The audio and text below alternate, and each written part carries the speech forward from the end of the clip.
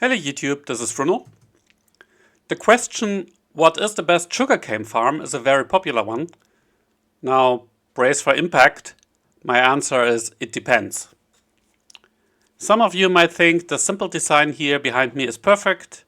In fact, I think this was the first sugarcane farm I ever built many years ago. But sugarcane grows very slowly. Here we get about 3 sugarcane per plant per hour. So you'll have to wait a long time for this chest to fill. And surprise, multiplying this design 100 times is not the best thing we can do. So let's have a good long look at fast sugarcane designs if you want to get sugarcane at scale. Of course, sugarcane and bamboo have very similar growth concept and the farms are very similar. In this video I will talk mostly about sugarcane, but I will discuss bamboo a bit at the end. And these are the basic designs that we'll talk about today. Later we'll check them out in more detail and compare the metrics.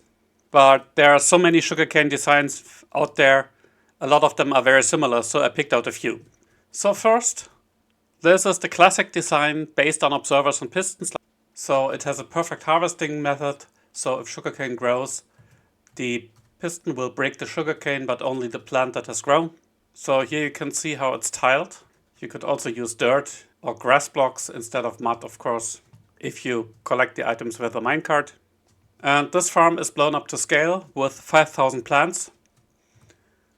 And we just run minecarts in periodic intervals under the plants in about 30 seconds interval, which will collect all of the drops. So this is design number 1. Design number 2 is similar, but we have made it a bit cheaper. We got rid of the node blocks and one of the blocks between the pistons.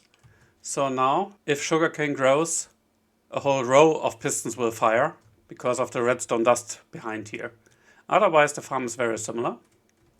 The third design is an even cheaper variant, but this one tries to save on observers because observers are very expensive.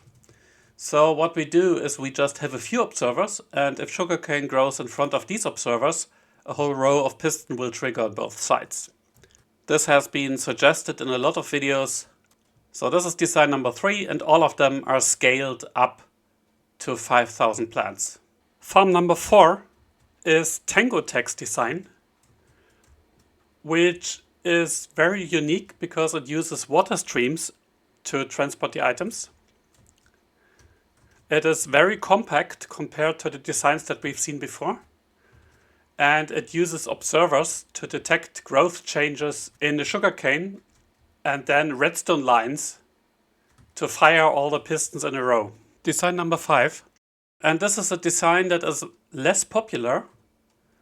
Basically, we plant the sugarcane in rows and we have slime pushers pushing to the side. These slime pushers will push left and right in an alternating way. And the whole thing in the back is controlled by a clock so that each sugarcane is harvested about once a minute. This is an old Ilmango design, which he made a video about, I think, something like 8 years ago. And this is a design that is, I think, very much underrated. So very few people know and build this design. It's not based on flying machine, it's unload proof, but it also uses a lot less blocks than these other designs that we have seen. Design number 6. It's a simple flying machine based design. So we plant large fields of sugarcane, have flying machines go back and forth over the field, and under the field we once again run a minecart to collect the drops. And like all of the farms that we've seen before, these minecarts go into a heater, and I have not included the collection system.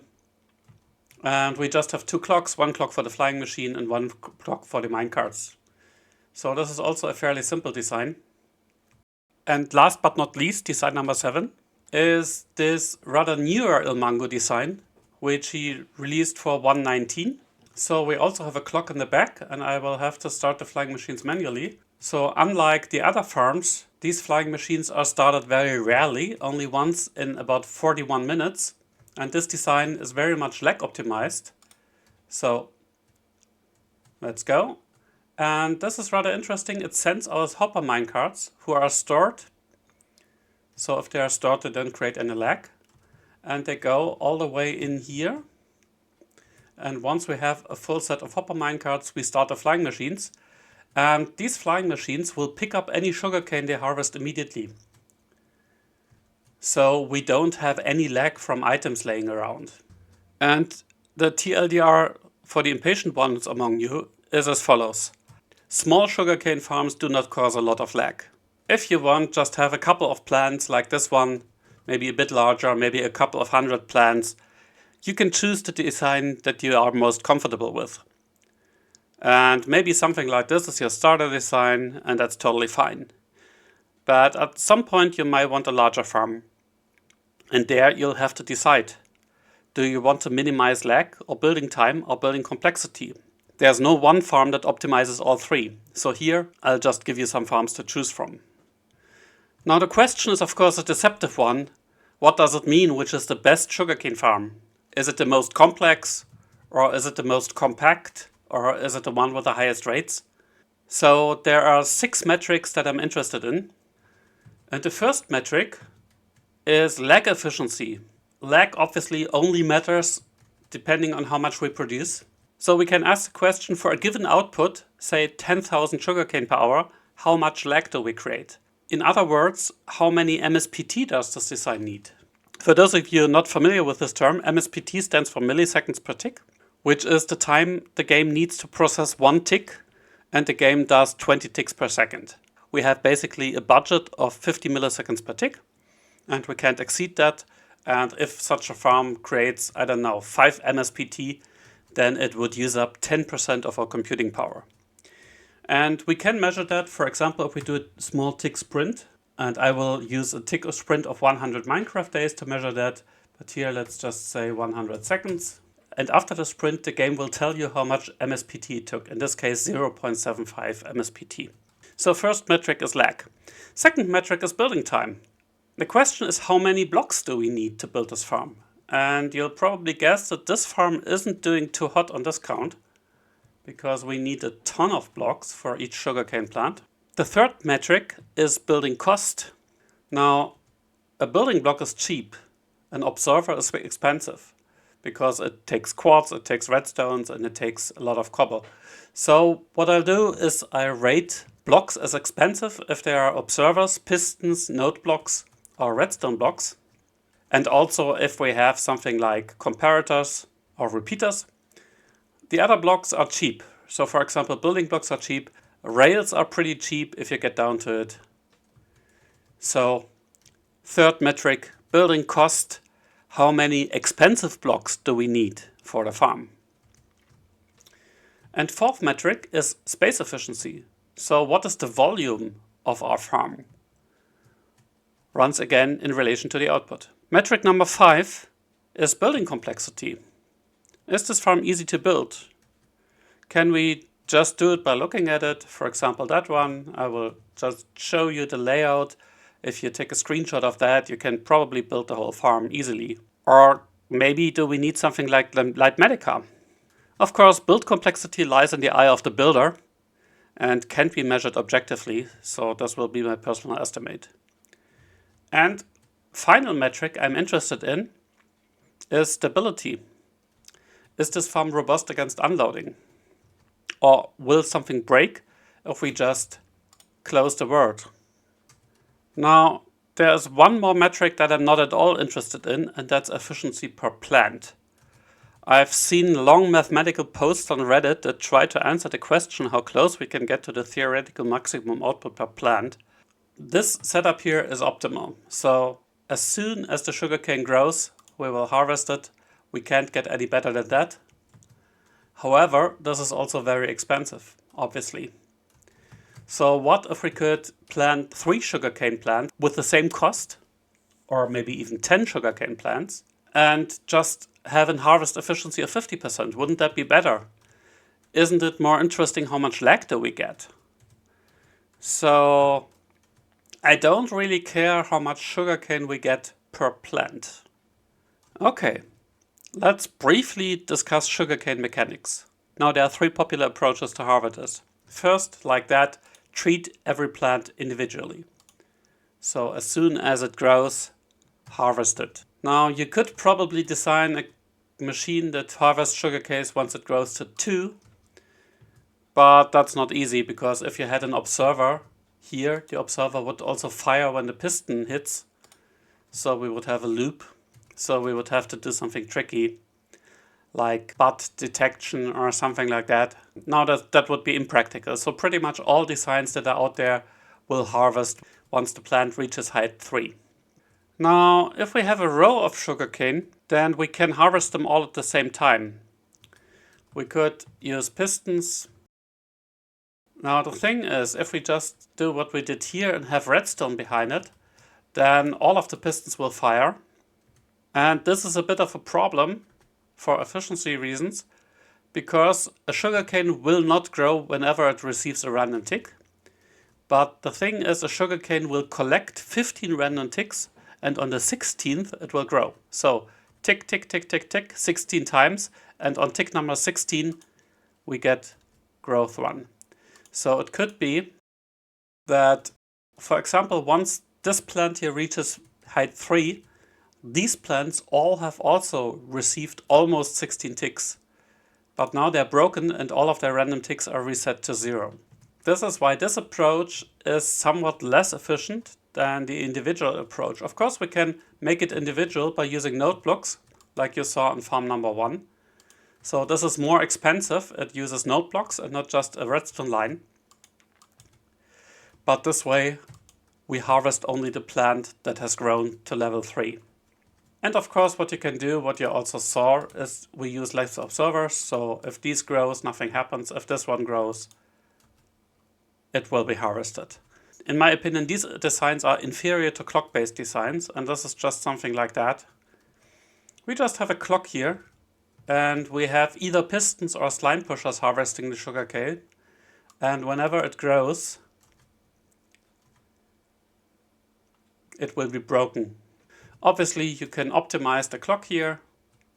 Considering that sugarcane grows just 1 block per 18 minutes on average, it's usually sufficient if you harvest something like once every 1 or 2 minutes. And of course, you could also use observers to create a clock. But this is not really something different. It's just a different form of a clock. It's a clock that is less regular because it depends on the random growth of the sugarcane. So in my opinion, this is the better approach, to just have a clock with a defined time instead of using clocks given by observers. Okay, now you've seen the basic concepts. So let's have a look at the farms. Let's stick to our target of 10,000 sugarcane per hour or 5 shulkers per hour. But for simplicity, we'll just use roughly 5,000 sugarcane plants for each design. So if you go to the world download, you will find 5,000 plants roughly in each farm. And then we scale our measurements by output. What I will give you are the numbers in relation to 10,000 sugarcane. Right, let's have a closer look at these designs and tell you what I think about them. And of course start with design number 1. This is the perfect harvest design, where we have 1 observer for each plant and trigger only 1 piston if something grows. The design is optimal per plant, but obviously it requires a crap ton of blocks. So this farm here has 5,000 plants. It produces about 16,000 sugarcane per hour, but to do so it needs a whopping 58,000 blocks in total, of which over 15,000 are expensive blocks. So for each of the 5,000 plants, we need 1 observer, 1 piston, 1 node block, and a few redstone blocks. So if you place 3 blocks per second, and that's pretty fast, then you'll still need something like 6 hours to build this farm here. Or scaled to 10,000 sugarcane per hour as we want. And then the values are as follows. We have a lag of 0.225 MSPT. So that's not a lot, that's quite good. For these 10,000 sugarcanes per hour, we need 35,000 and change blocks. We have over 9,000 expensive blocks, and we have a volume of almost 57,000 blocks. There is another major drawback to this farm if we talk about lag, because you can't turn this farm off. Now, of course you can stop the minecarts, but these observers and pistons will still produce sugarcane items, and the items, if they just lay around for 5 minutes and despawn, create actually more lag than if the farm is running. So I just made a quick tick sprint, and suddenly this farm produces over 3 MSPT. This is about 10 times as much as it produced before. And the reason is, with items like that, the game has constantly to check if they are to be merged to a stack. And that makes items that lay around more expensive and not in a linear way. So if you double the amount of items, you might get much more than double the lag. And this means in single player, of course, you can do what you want. On a server, you probably don't want to build this farm where anything else is located, because if you want to load this farm, you want to load this farm only. Because once you have the sugarcane you cannot turn it off. Of course, the complexity is very low, and this farm is actually pretty unload proof. It used to be that minecarts that were running would stop when you unload them, but Mojang has gotten quite a bit better with that. It's pretty safe to just leave this farm running and unload it, fly away or close the game. You have very good chances that nothing bad happens. Still, I will call this mostly unload proof, because minecarts are always a bit iffy. If you build this in survival, you will have to be very careful that these minecarts cannot collide with any entity, because this would stop the minecarts, and then you would have disaster. Now here, for simplicity, I have created a very long minecart path that snakes around all of these blocks, and it takes about 15 minutes from start to end for a minecart. So it also takes 15 minutes to shut the farm down. Of course, you could split this into several parts with several liters. So for example, you could have one minecart path for each level. But in the end, what's the verdict? I think this farm is just too expensive and clunky. We'll see other farms in a moment that have pretty much the same rates and lag, but require only a fraction of the building effort. Okay, on to design number 2, where I replaced the node blocks with redstone dust, and we have only one block between the pistons. This is cheaper, but it also cuts the rates by about 25%. So if we have the same 5,000 sugarcane, we get around 12,500 sugarcane per hour. So we lose about 25% of the rates, but we save only 20% of the blocks. That's not a good deal. If we once again scale to 10,000 items per hour, the lag is almost the same, but a bit higher at 0.24 MSPT per 10,000 items. The total blocks are up, the volume is up, only the expensive blocks are a bit low, but we basically save only node blocks, we save not of the really expensive blocks like observers. And of course we have the same complexity, the complexity is very low, and it's also pretty much unload proof. So my verdict is that this farm is worse than design number 1. So let's go to design number 3. And this is basically the same as the previous farm. The rates are a bit further down to about 11,400 sugarcane per hour, but we do save a lot of those observers. So we only have a tenth of the observers, 500 for the whole farm here. If you look at the metrics, the lag is a bit up. The total blocks are roughly the same. The expensive blocks are further down. The volume is actually a bit up from the previous farm because the rates are lower. And once again, we have low complexity and the farm is pretty much unload proof. Now there is one thing in favor of this design, and this is that it's cheaper than the first two designs. So it just requires one piston per sugarcane plant and it doesn't need any slime. But the next design also doesn't require slime and is even cheaper, so let's go there. Design number 4, Tango's design, has a huge advantage, is that it uses very cleverly positioned water streams to move the items. This is 4,800 plants and the rates are 14,200 sugarcane per hour, which is pretty good actually. And because we don't need minecarts to harvest this design is very compact. It also uses very few observers, just the ones on the back here. But it does need redstone and repeaters here. The big disadvantage of this design is that it's actually the laggiest design that we have here in the test, because the item transport is rather laggy and all of these items are transported individually until this spot here where we will have the item collection. But let's look at the metrics. So compared to the previous design, the total blocks are down by half, which is very good. The expensive blocks are also a bit down because it has higher rates. And the volume is also significantly lower. But the issue here is the lag. The lag is over twice as much as our design number 1 and still 50% higher than the previous design. Now you don't have to build this with 5,000 plants. So if you want to have a medium-sized sugarcane farm, I think this is a very good option. If you want to build a mega farm, I would suggest to go for some lag-friendly design, especially since this is also one of the farms that cannot be turned off. So these observers will always fire, these pistons will always fire if we harvest. So this farm is a constant source of lag. Design number 5. So with the same 5,000 plants, we get about 15,800 drops per hour, which is actually pretty close to the theoretical maximum. And if we check the metrics, then you'll see why I like this farm. The lag is half than the farm before. And of course, this farm can be turned off completely. The blocks total are roughly the same. The expensive blocks are down. The volume is a bit up. Now what we have is sticky pistons and redstone blocks mostly. I will not count the slime as expensive blocks because it's so easy to get if you have a slime farm. And I'd argue that the complexity is still low because this is really a pattern that is just repeated over and over again, and it's very simple. So all you need at the back is an etho clock and a few redstone towers. And here again, one minecart yeeter. And unloading isn't very risky because we only have a very short minecart track. Still, something can go wrong, but you will just have a short track where you have to go in and fix the minecarts if something happens. And unlike the farms before, you can completely stop this farm by just blocking this clock in the back and stopping the minecart. After 5 minutes the items will have despawned, and now all you have are inert blocks. They will receive random ticks, of course, there's nothing we can do about that, but they will not produce any items or any lag apart from random ticks. So this farm can totally be built close to other farms because you can turn it off completely.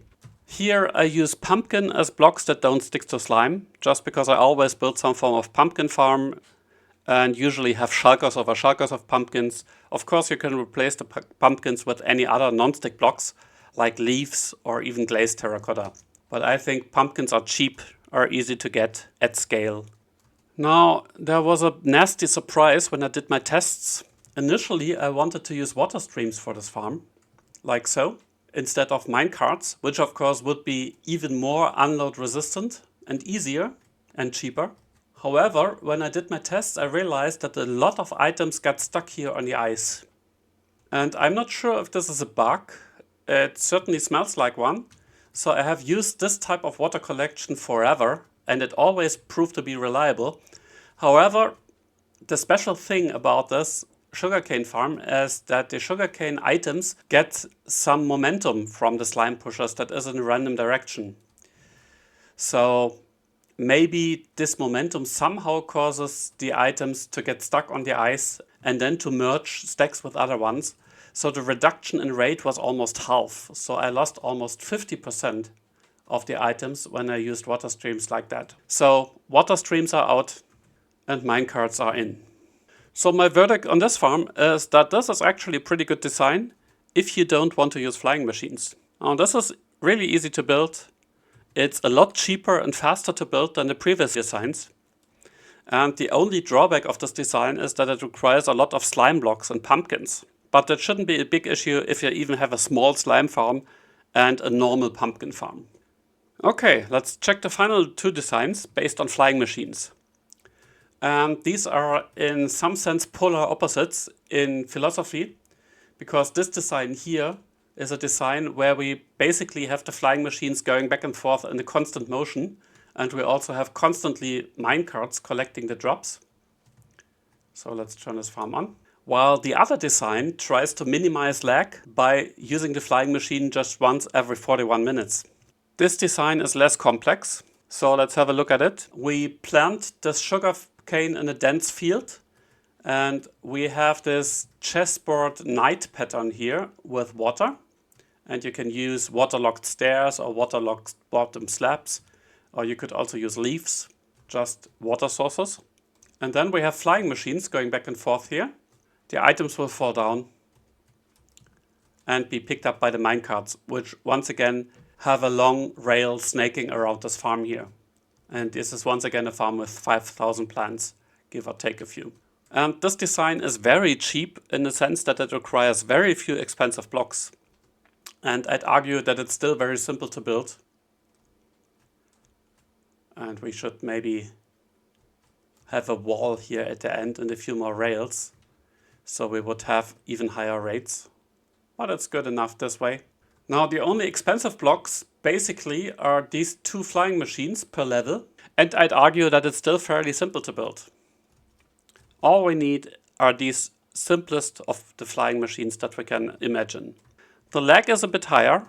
It's 0.386 MSPT. That's over 50% more than the first 3 designs. But we have a total of just 16,000 blocks per 10K. We have only 370 expensive blocks, which is nothing. And the volume is also the lowest of the farms that we had so far. I will call the complexity medium because flying machines are not for everyone. Some people shy away from flying machine just out of principle, but these are really, really simple to build. This farm is less unload proof because flying machines can break. Now if we unload the farm while the flying machines are running, there is a risk that they get stuck, like these ones here. You see not all of them get stuck, some still work. Now the remedy in this case is pretty easy. We just need some button to power these pistons here once. And the flying machine will once again start flying and return to the baseline. And if you don't want to fix flying machines all the time, then it's probably a good idea to add a chunk loader here that protects these flying machines, which also adds a bit to the complexity and also is a bit inconvenient because chunk loaders need portals. Portals can always interfere with other portals, so it might mess up the portal linking. So yeah, this complexity is medium, I think, but it's still a very good choice. Now you can make flying machines unload proof by using so-called tethered harvesters. Now there are several different designs. This one here is by Borcon. So basically the flying machines are not powered by observers, but are powered manually using a redstone clock here on the side. Now this introduces a bit of more building complexity, but it does make the design more unload proof. Also for these tethered harvesters are different designs. I believe this is maybe the best, but also the most expensive, because it's been tested to be unload proof. And this is another farm that can be completely turned off if you start the minecarts and the flying machines, which you can do with one lever here. So then you will also have a farm that just receives random ticks but does not create any more lag, which is a big plus in my book. I think it's something of a personal preference if you prefer this one or the previous one, because this one creates more lag. It is also more complex, but on the other side it's more compact and it's cheaper. So it's up to you which one of the 2 designs you prefer. And this is editing Bruno. In order to avoid the item loss that we had here in the end, because the slime pushers would push the items away, I just created a glass wall here. And at the bottom a water stream that moves the items towards the rails. And this actually does improve the rates a bit to 14,300 instead of 13,500. So we do get a nice boost of the rates, but I don't think it changes the rating of the farm very much.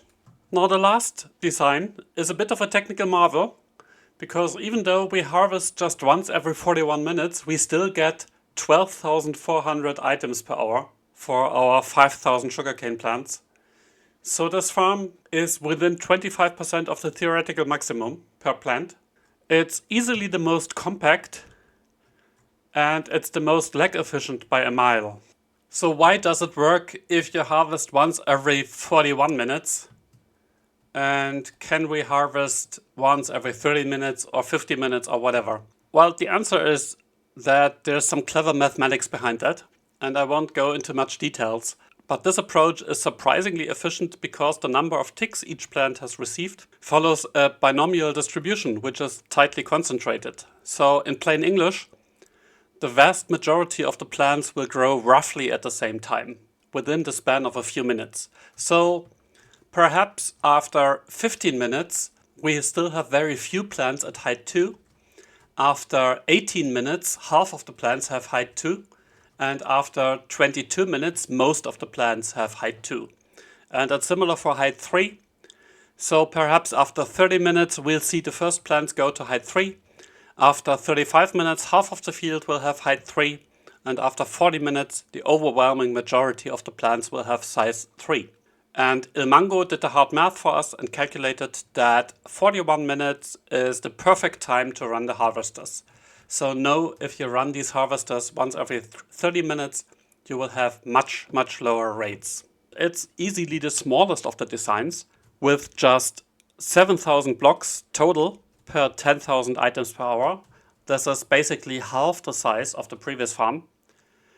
It uses a few more expensive blocks, 770, compared to 300 something in the previous farm. The volume is again a bit lower, but these flying machines need space, of course. And the question is it unload proof? No. But these flying machines start only once every 41 minutes. So your chance of it breaking while it's running is not very high. However, if it breaks, it might be a bit more effort to repair the flying machines. So this is absolutely a farm that you should protect with a chunk loader so that you can safely leave the area. The build complexity is higher, but for example, to shape the rails that they look like this is a bit tricky. And here at the back, you have a few more basic redstone components like sticky pistons, observers, trapdoors. I'd still say it's not too bad to build this design. But the one thing that really stands out here is the lag. These flying machines are just started once every 41 minutes. So for 39 minutes, basically, you have no minecarts, you have no items, you have nothing that creates lags except the random ticks. And if the flying machines are moving, then all of the items that are broken are immediately picked up by the minecarts. And the lag is at 0.042 MSPT. This is only 20% of the previous designs. So this farm is really lag friendly, lag optimized, as you would probably expect from an Ilmango farm. And of course, this is one of the farms that you can stop completely. If you turn off the clock here in the back, you will never dispense the minecarts, you will never start the flying machines, and you will never produce any lag except random ticks. So my verdict on this farm is that it's the best out there if you need a ton of sugarcane. So if you are somewhat proficient in redstone, that you trust yourself to build this, and you care about lag. But it does have a higher build complexity, and there are limited uses for sugarcane. I mean, you can only use so many rockets and books. And even though this farm is the best from a lag standpoint, the other farms aren't that bad. So I'd say if you want a mega farm, then just build a few modules of this farm here. But designs 5 and 6 are also viable. So just for fun, let's do a quick ranking, and I'll give points all relative to the rates. For lag, I'll award 100 points to the most lag efficient farm and 0 points to the least lag efficient farm. For building blocks, I give 100 points for the farm with the fewest blocks and 0 points to the farm that is the most expensive. And for complexity, I'll just use my personal rating. The first 3 farms are pretty much at the same level. Tango's farm is the best of the slimeless farms, but has high lag. The designs that I would recommend are designs 5, 6 or 7. So slime pushers if you want no flying machines. Design 6 with the simple flying machines if you just want a very simple farm and don't care about lag. And design number 7, Ilmangos 119 design, if you want a highly lag optimized farm and are ready to accept a bit higher building complexity. Now let's talk very briefly about bamboo. Obviously you can harvest bamboo very much in the same way as you can sugarcane, but there are 2 differences. On one side it doesn't need the water, and on the other side it does need light. So bamboo will only grow if you have a light level of 9 or more at the top of the plant. And of course you can turn any sugarcane farm into a bamboo farm by just adding some light sources. So I just turned the sugarcane farm into a bamboo farm by, well, I was lazy and used world edit to swap out all of these blocks here with jack-o'-lanterns. Of course you can also just use a few torches that you spam here. But this farm does have other optimizations because bamboo roughly grows 5 times as fast as sugarcane. So you will need to send the minecarts more often. So in this case, I think I doubled the amount of minecarts, and that was sufficient here. And by doing so, I turned this into a farm that creates about 85,000 bamboo per hour, give or take a bit. This is 10 times hopper speed. That's quite fast. Now I'd argue that the slime pusher farm is very well suited for bamboo, because you have these basically natural spots where you can spawn torches for the light levels. And this farm produces over 80,000 bamboo per hour. So once again, this is very efficient. And you don't have to make any modifications except for the light. The same for the flying machines. Now you will have a bit more stray bamboo items if you had this farm off for a while. But otherwise, you just have to add a few light sources to ensure a light level of 9 at the top of the plants.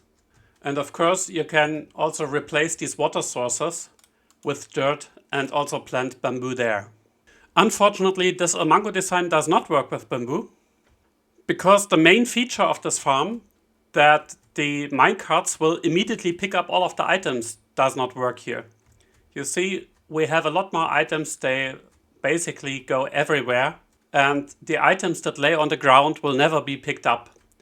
So this would be a lag machine and not at all efficient. So this farm, unfortunately, is out for bamboo. This video was a bit different from the stuff I usually do, so please let me know in the comments, did you like it? Did you find it helpful or not? If not, why? And if not, thanks for watching this long. Thanks for watching. Leave a like if you want to see more content like this. Please subscribe so that you don't miss any of my videos, and see you next time. Bye bye.